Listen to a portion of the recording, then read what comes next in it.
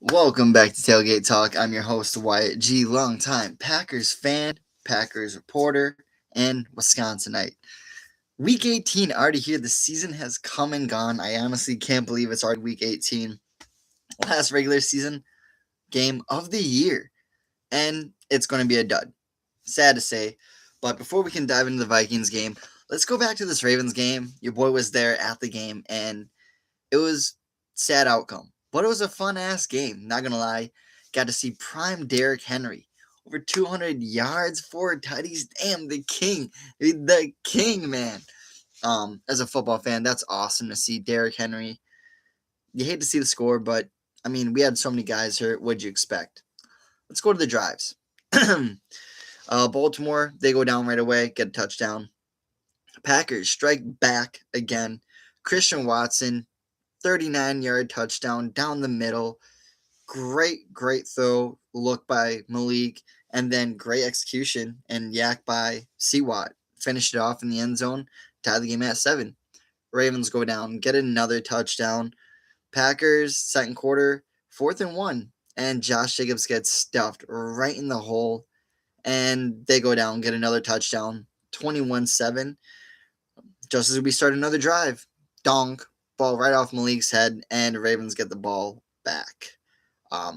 We would go ahead and hold them to a field goal, and then we would go ahead and go down and get our own touchdown, 22-yard rushing touchdown. Malik Willis. Malik. What a hell of a play by Malik, man. That made it 27-14 halftime. It was not looking too good, but we went down, got points, opening drive, following up 11-yard touchdown by Malik. We're still in this. At this point, it's what? 27 to, oh boy, this is terrible math. 27, what? 24?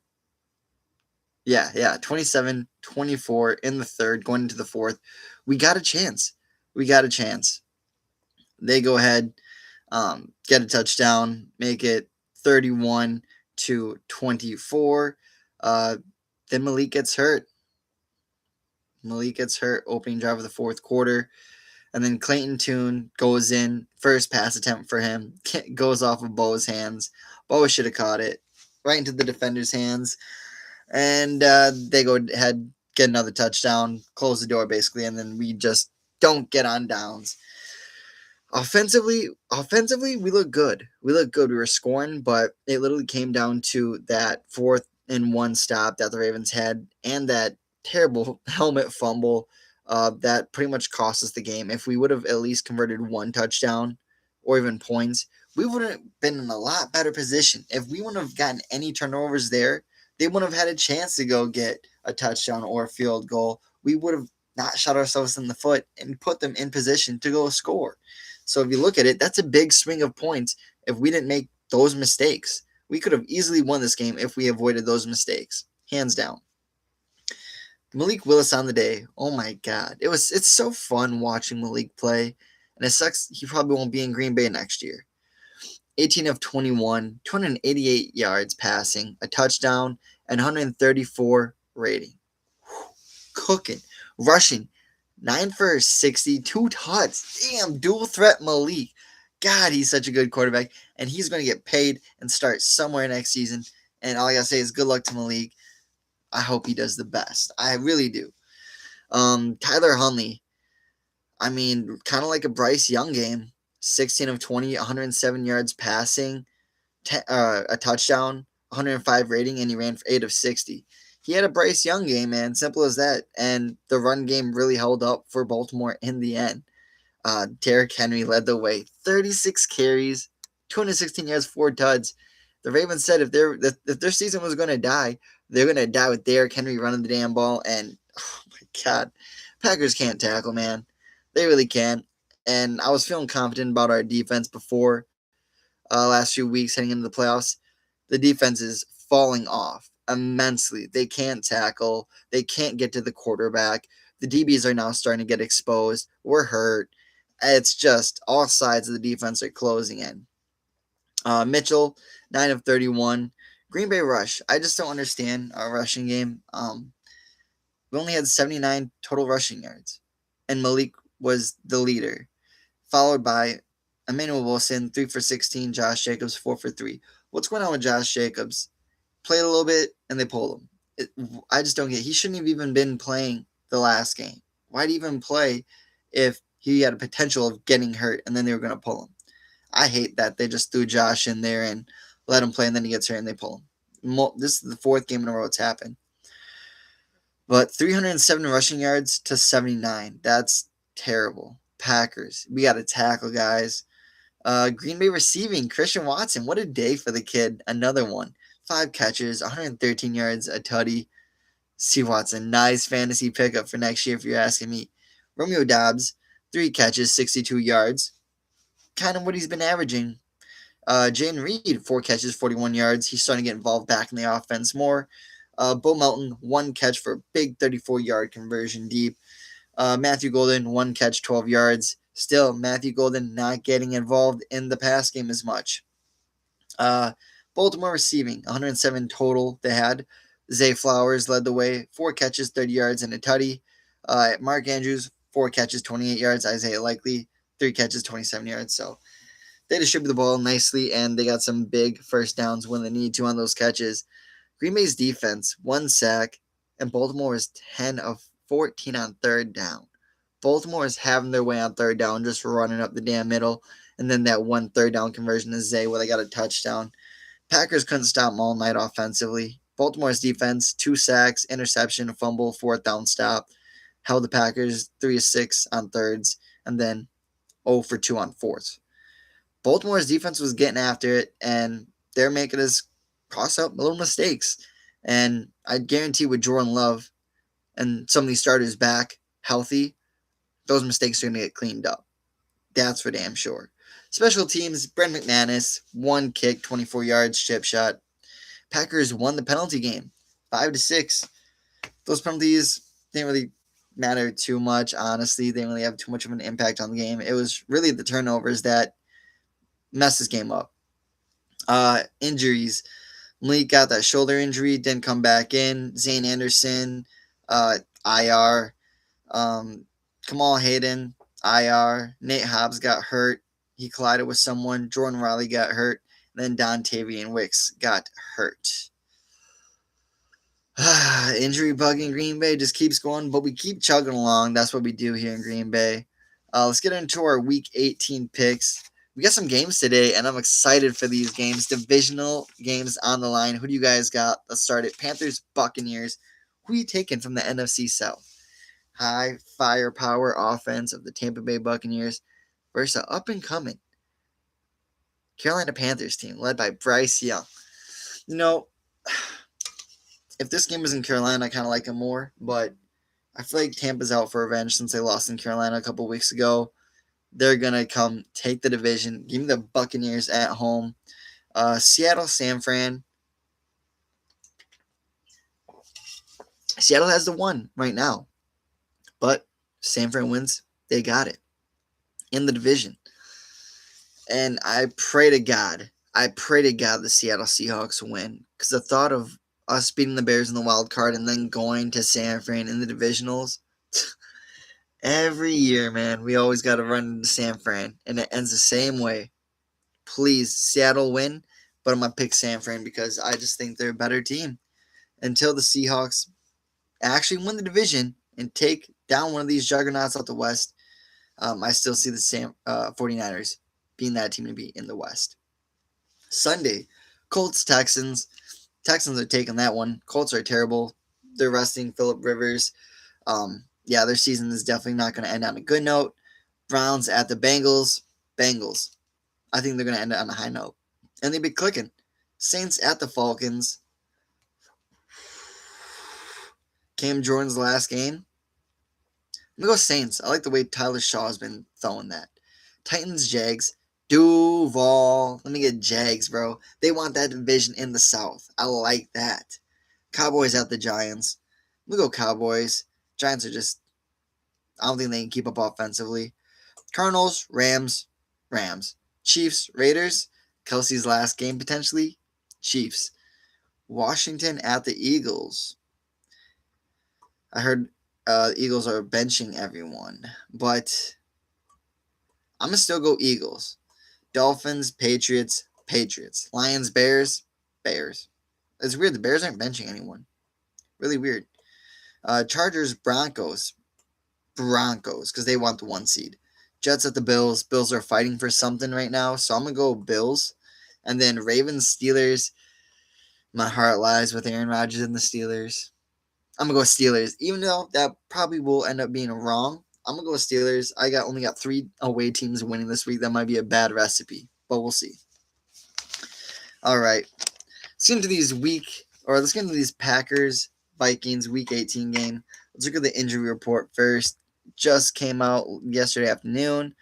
Already been reported. Donovan Jennings, our guard and tackle, he's got a throat injury. I would love to know more about that and how did that occur. He is out.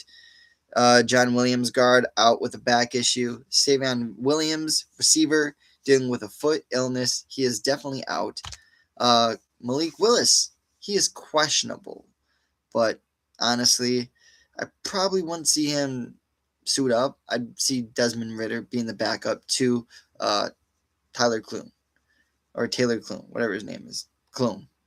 Or Tune. Clayton Tune, sorry. I don't know why I get it backwards. Clayton Tune will be the starter, and I bet Ridder will be the backup. Also questionable is Zach Tom, O-lineman, back in the issue.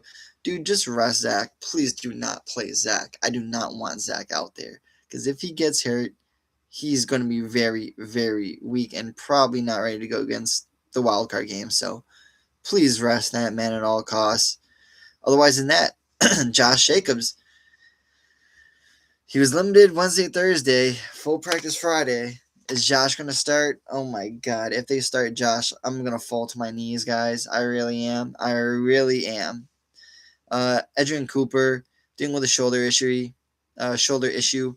He was full practice Friday. Aaron Banks, guard, ankle. He was limited all week. So we'll see. I mean, don't be surprised if they bench a lot of these guys. I hope they do. Jordan Love cleared concussion protocol. He was all good this practice, but he's definitely not playing this week. Nick Neiman, linebacker, he is out, pectoral. Jada Reed, dealing with an illness, full practice on Friday. I expect he'll be a go. Lucas Van Ness, foot issue, kind of sick, limited all week. We'll see if he actually gets a go. He just came back from that foot injury, so we'll see if it's still lingering or if it's just the illness making him kind of sick this week. And then also in question, and then actually doubtful, wide receiver Dontavian Wicks, concussion. Did not practice all week. Yeah, I doubt Wicks is a go. They will probably sit Wicks. For the Minnesota Vikings, TJ Hawkinson, tight end, out. Aaron Jones, running back, out. Miles Price, receiver, out. Gavin Bartholomew, oh my God, it's a name, tight end, he is out. So they're down 2 tight ends, down to their 3rd string tight end. Damn near like us, but we got Luke Musgrave, so kind of, but not really. And then Dwight McGlothern, questionable. Otherwise, everyone is a go for the Vikings, and JJ McCarthy is getting the start back at the Vikings quarterback for the last game of the season. We'll see how he does. And it's going to be a big Jordan Mason running game, too, since no Aaron Jones. So we'll see how that goes. Oh, how you doing, Marcel? Oh, boy. Marco, yep. How you doing, Marco? Sorry, my brain's all over the place right now. It's tough for me to read sometimes. But here we go. We just got the injury report in for the Packers Vikings. Hopefully they rest a lot of these guys like Josh, maybe Jaden, Zach Tom for sure. But you never know, especially with Matt LaFleur and the staff. He said, hey, if they can play, they're going to play. We're not going to rest guys this week. So, Turtles, what do you think of Matt LaFleur not going to bench anyone this week? I don't know what to think of it. But let's get into this. The 8-night Minnesota Vikings, they got the dub last week at home against the Lions, 23-10. Max Bosmer, 9 of 16, 51 passing yards. He was sacked 7 times and had a rating of 62, and they still won 23-10. Detroit, I don't know how you're going to live down that one. That's just god-awful. Minnesota rush. They had 158 rushing, which helped them get the win basically. Jordan Addison, 1 carry, 65-yard to the crib. It was nasty. Great play by him. Aaron Jones got the main carry though. 18 for 53. We won't see him, so we'll see Addison and Mason.